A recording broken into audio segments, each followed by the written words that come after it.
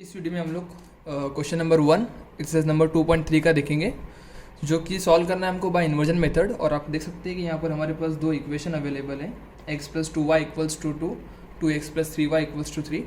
सो इन equations को हम लोग लीनियर इक्वेशन की तरह सॉल्व कर सकते हैं, लेकिन स्पेशली यहाँ पे बोला गया है बाय इन्वर्जन मेथड।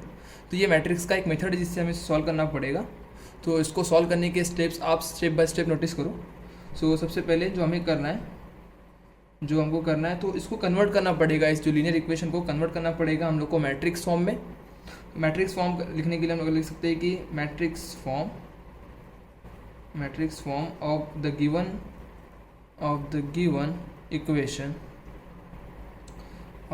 इक्वेशन जो कि किस तरह आएगा। ओके, मैं यहाँ पे इसका रिप्रेजेंटेशन दिखा देता हूँ, बाकी मैं आपको एक्सप्लेन करता हूँ फिर। तो यहाँ पर जो ये x और y दो वेरिएबल्स होने की वजह से यहाँ पर जो मैट्रिक्स भी बनेगा वो 2/2 का होगा। अगर x, y, z ऐसे तीन वेरिएबल्स होते तो ये मैट्रिक्स 3/3 का होगा। ठीक है, ओके। सो सबसे पहला हमें क्या करना होगा कि यहाँ पर जो देख सकते हैं x + 2y = 2, तो यहाँ पर ये जो दिख रहा है यहाँ पे जो मैट्रिक्स है इस पर एक ही कॉलम है, दो रो है, तो वो मैट्रिक्स एक्चुअली x और y का होता है। ओके, और यहाँ पर जो होगा एक्स वाई की जो इक्वेशन है उनके कोएफिशिएंट यहाँ पर आएंगे। सो एक्स का कोएफिशिएंट 1 यहाँ आ जाएगा, वाई का कोएफिशिएंट 2 यहाँ पे आएगा। वैसे यहाँ पर इसका कोएफिशिएंट आएगा और यहाँ पर 3 आएगा। एट द सेम टाइम हमको RHS पे देख सकते हैं कि जो RHS के नंबर है 2 और 3 वो यहाँ और यहाँ पे आएंगे। अब सॉल्व करने के लिए हमें क्या करना होगा, तो ये जो चीज़ रिप्रेजेंट की मैंने मैट्रिक्स फॉर्म में, ये कुछ इस तरीके से, this is the form A × x = B। यानी आप देख सकते हैं यहाँ पे तीन मैट्रिक्स है जो कि आपस में मल्टीप्लाइड है, A × x = B। सो अब क्या करना है कि ये जो मैट्रिक्स है इससे हम कंपेयर करके हम देख सकते हैं कि हमारा A जो कि इक्वल है 1 2 2 3, उसी जगह पे हमारा x नोटिस कर सकते हैं हम लोग। x की जो वैल्यू है वो क्या होगी, x और y, और हमको पूरे इस सॉल्यूशन पे जो इस न्यूमेरिकल का है इसमें x और y की वैल्यू निकालनी है, मतलब इसी मैट्रिक्स का आंसर चाहिए हमको। और यहाँ पे b जो है वो कितना है, 2 और 3। सॉल्व करते हुए नेक्स्ट स्टेप पे हम क्या करेंगे कि हमको यहाँ पर आप जो पहला न्यूमेरिकल है करके इसके स्टेप नोटिस करें, बाकी फिर आपको अच्छी तरह समझ में भी आएगा। तो सबसे पहले हम करेंगे यहाँ पर कि हम लोग यहाँ पर निकालेंगे x का आंसर निकालने के लिए हमको निकालना पड़ेगा पहले A इनवर्स। ओके, फाइंड, यहाँ पे लिख देता हूँ मैं, फाइंड A इनवर्स। और A इनवर्स निकालने के लिए हमें सबसे पहले पता होना चाहिए कि मोड A यानी डिटर्मिनेंट ऑफ A एग्जिस्ट करता है या नहीं करता है। 1 2 2 3, मैंने यहाँ पर मोड A लिखने के लिए डिटर्मिनेंट निकालेंगे इसका। तो 1 दैट इक्वल्स टू 1 × 3 ये क्रॉस किया मैंने, फिर बीच में माइनस, 2 2 = 4, 2 × 2, इसका आंसर है 3 1 = 3 -2 2 = 4। देखा, इनको क्रॉस किया माइनस और इनको क्रॉस करके यहाँ पे इस तरीके से रिप्रेजेंट होगा, और 3 - 4 जिसका आंसर आ जाएगा -1।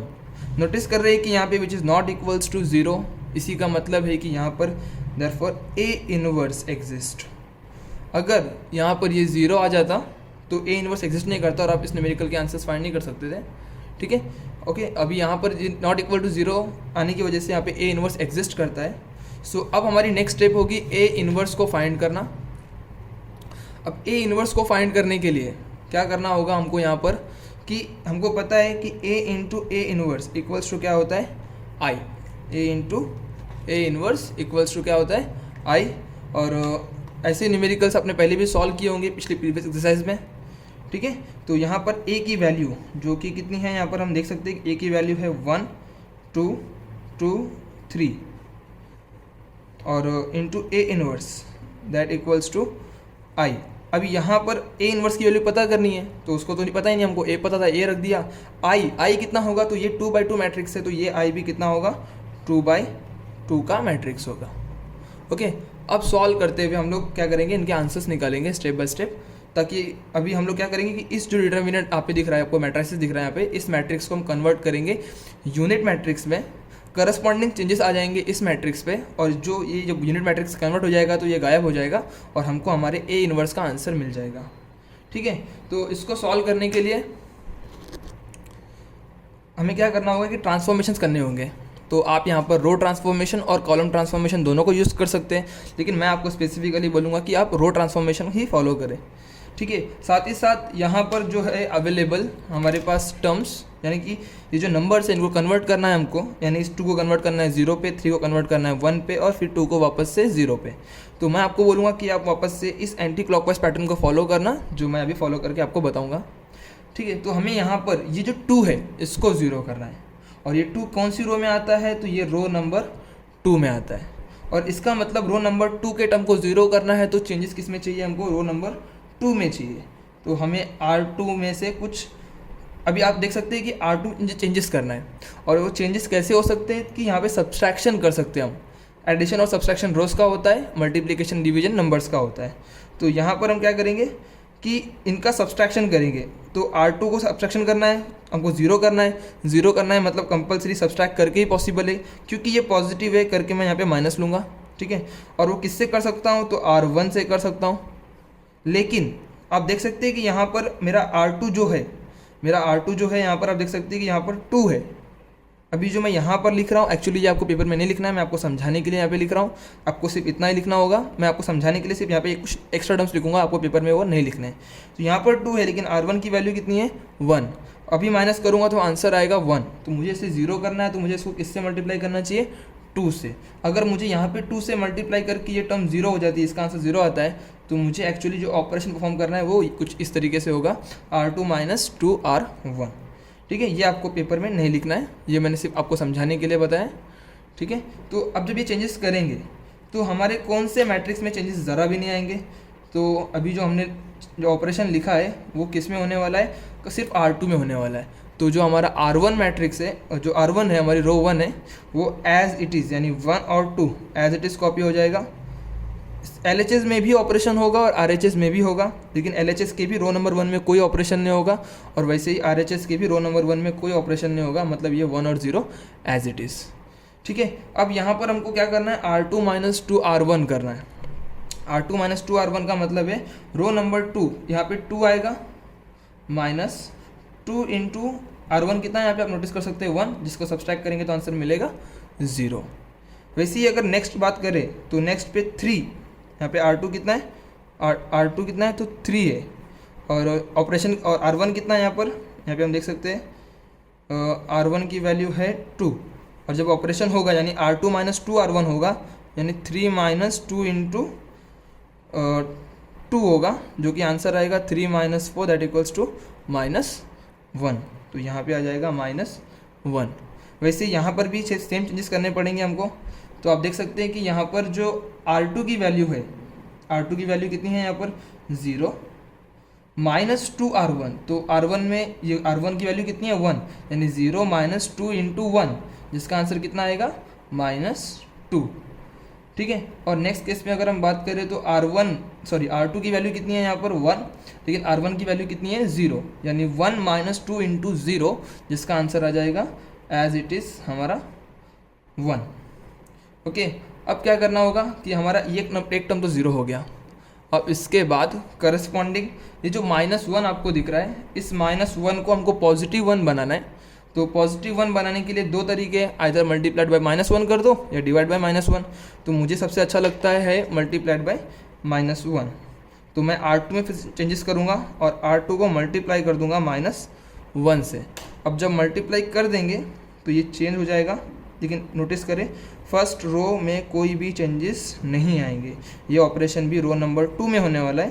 तो 0 इंटू -1 0 ही रहेगा, -1 इंटू -1 +1, -2 इंटू -1 ये हो जाएगा हमारा +2, माइनस इंटू माइनस प्लस, और 2 की वैल्यू एज इट इज़ 2 1 2, और प्लस इंटू माइनस माइनस, और 1 इंटू 1 1। सो इस तरीके से हमारे यहाँ पे 3 टर्म एडजस्ट हो चुके हैं, बस लास्ट टर्म को हमको एडजस्ट करना है, जो कि कितना है 2। अब 2 को यहाँ पर 0 करना है, यानी हमको जो चेंजेस करने हैं वो रो नंबर होने वाले जो रो नंबर 1 में होगा। Okay,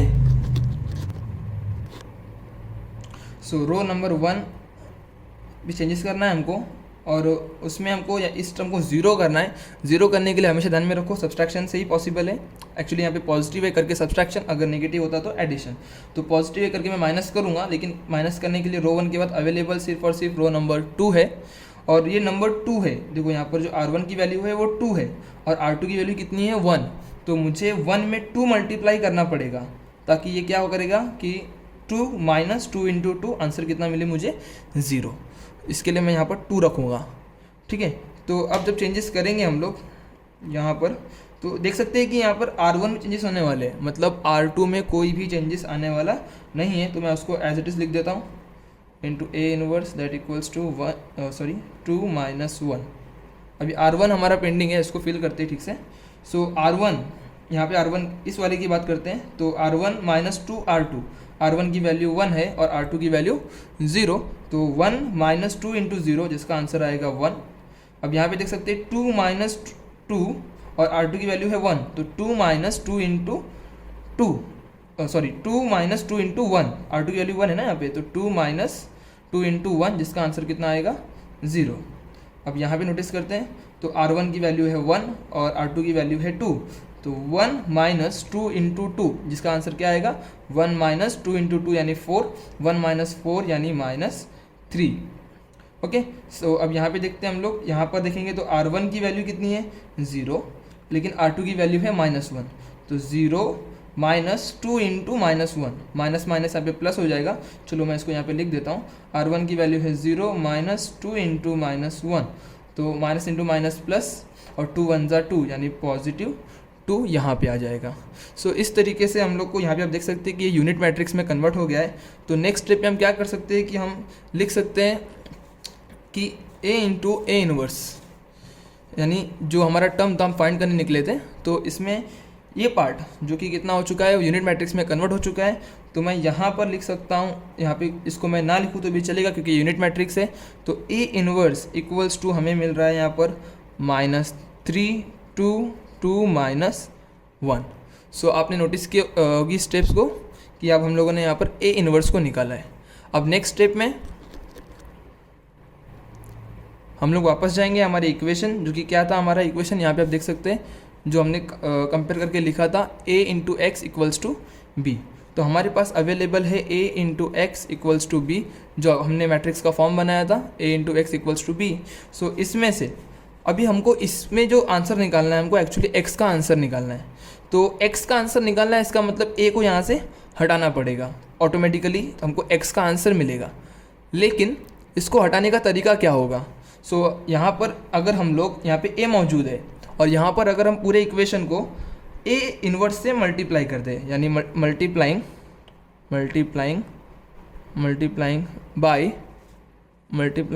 bye a inverse. अगर हम जो ऊपर का हमारा इक्वेशन है a into x equals to B, इसको हम लोग -1 a इनवर्स से मल्टीप्लाई कर दें तो क्या आंसर आएगा? देखो अब यहाँ पर हम लोग a इनवर्स, यहाँ पे हमारे पास अवेलेबल था ax, और इधर भी आप नोटिस करो कि मैंने इस तरफ लिखा है, तो यहाँ पर भी ये इसी तरफ ही लिखा जाएगा, a inverse into B. Okay, अब यहाँ पे आप देख सकते हैं कि अगर मैं यहाँ पे देखूँ तो a into A inverse, so a into A inverse का आंसर आपको पता है कि a इंटू, अभी देख इसको मैं ऐसा भी लिख सकता हूँ, a into A inverse into x into A inverse into B. So a into A inverse का आंसर क्या होता है आपको पता है कि वो i होता है, क्योंकि मैंने पहले भी आपको बताया a इंटू ए इनवर्स। आप यहाँ से भी नोटिस कर सकते हैं a इंटू ए इनवर्स का आंसर क्या होगा, i होगा into x equals to a inverse b। अगर अब हम लोग क्या करें, इसको हटा देते हैं, तो x का आंसर क्या मिल रहा है, a inverse into B. Paper में आपको चाहिए तो आप सीधा x equals to A inverse B, यानी आप सिर्फ x इक्वल्स टू बी लिखें, उसके बाद मल्टीप्लाइंग बाय ए इनवर्स और डायरेक्टली लिख सकते हैं x equals to A inverse B. अगर आपको अच्छी तरह लिखना है तो ये बीच के स्टेप्स भी आप दिखा सकते हैं। सो हमको यहाँ पे दिख रहा है कि x का आंसर क्या होगा कि a इनवर्स और b इनका मल्टीप्लीकेशन होगा। सो हमने पहले a इनवर्स निकाल के रखा हुआ है और b आपके पास अवेलेबल है। आपके क्वेश्चन में से देखो यहाँ पे b अवेलेबल है, जो कि 2 इंटू 3 है और 2 और 3 है, और हमारे पास a इनवर्स यहाँ से अवेलेबल है, तो हम इनको लिख लेते हैं। Therefore x equals to a inverse की वैल्यू है -3 2 2 -1, और b की वैल्यू कितनी है, तो यहाँ से आप देख सकते हैं b की वैल्यू है 2 और 3। अब बस इनको मल्टीप्लाई करो तो करस्पॉन्डेंट आपको आंसर मिलेंगे। सो इनको मल्टीप्लाई करने का तरीका आपको पता होगा, जो कि क्या है, हम देख सकते हैं कि ये फर्स्ट रो और ये कॉलम 1, इनको मल्टीप्लाई करने के आप देख सकते हैं कि ये 2/2 का है, ये 2/2 का है, और ये देख सकते हैं कि 2/1 का है। तो जो हमारा रिजल्टेंट मैट्रिक्स बनेगा वो कितने का होगा, 2 और इसका 1, यानी 2/1 का हमारा मैट्रिक्स बनेगा, यानी वो एक ही कॉलम होगा और 2 रोज होंगे।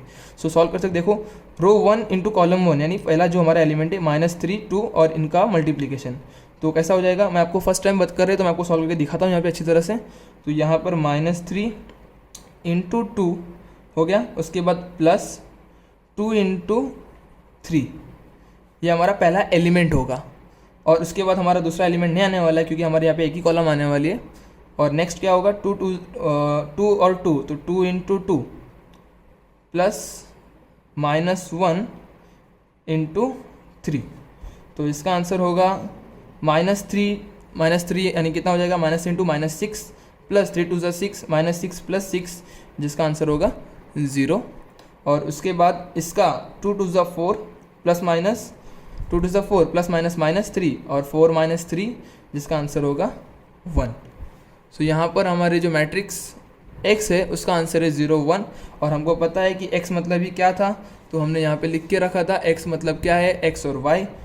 ओके, तो यहाँ पे हमको उसका आंसर मिल रहा है 0 1। कंपेयर करके देखें तो x is equals to 0 and y equals to 1। So इस तरीके से हम लोगों ने यहाँ पर इसका आंसर निकाल लिया है। अगर आपको ये आंसर राइट है या रॉन्ग इसको चेक करना हो तो आप सिंपली क्या करो, जो हमारे आंसर्स हमको मिले हैं, ये जो हमको आंसर मिला है, इसको आप इस इक्वेशन में पुट ऑन करो और चेक करो कि आंसर 2 मिलता है कि नहीं। तो आप देख सकते हैं कि x की वैल्यू 0 है, +2 इंटू 1, तो 0 + 2, जिसका आंसर क्या मिलेगा 2, और RHS पे हमको राइट मिलता है। यहाँ से भी चेक कर सकते हैं, 0x की वैल्यू 0 है तो 2 इंटू 0 0, प्लस y की वैल्यू 1 है तो 3 इंटू 1, जो कि वापस से 3 होगा। इस तरीके से हमारी ये x और y के करस्पॉन्डिंग आंसर्स है। किसी को यहाँ पे लिखना है तो ऐसा लिख सकते हैं कि बाय इक्वेटिंग हमको ये करस्पॉन्डिंग आंसर्स मिले। ओके।